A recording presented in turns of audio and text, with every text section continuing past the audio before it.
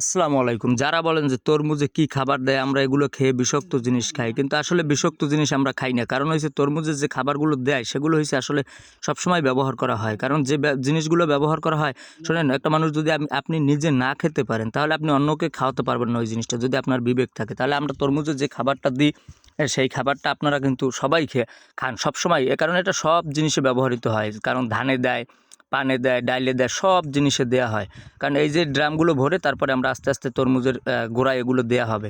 কারণ এই যে খাবারগুলো এগুলো হচ্ছে সালফার, ম্যাক্সার, এগ্রি অর্গানিক সার।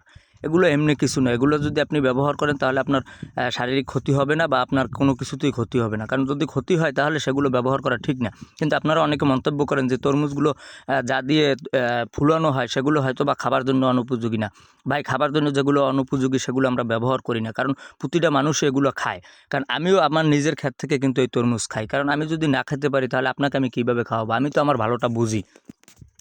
যদি আপনারা মনে করেন যে না এগুলো খাওয়া যায় না তাহলে এটা ভুল। কারণ এটা অনেক মানুষই এটা মনে করে এবং এভাবে গোড়ায় গোড়ায় যদি খাবারগুলো দেয়া হয় তাহলে এগুলো আস্তে আস্তে গাছে টেনে তারপরে খাবে।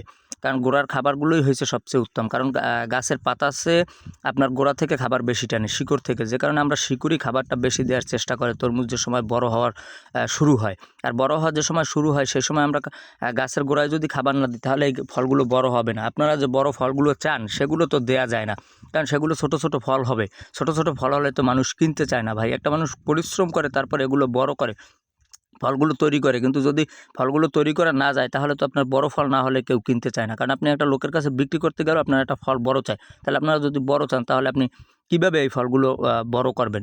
যে কারণে ভালো খাবারগুলোই দেয়া হয় এবং এই যে সিস্টেমটা আমরা ব্যবহার করেছি আপনারাও ইচ্ছা করলে এই সিস্টেমটা ব্যবহার করতে পারেন এবং ভিডিওটা যদি ভালো লাগে তাহলে আপনারা শেয়ার করে দিতে পারেন। আর ভিডিওটা যদি ভালো লাগে কমেন্ট করতে পারেন বা জিজ্ঞেস করতে পারেন যদি কৃষি কোনো তথ্য আপনাদের জানার থাকে।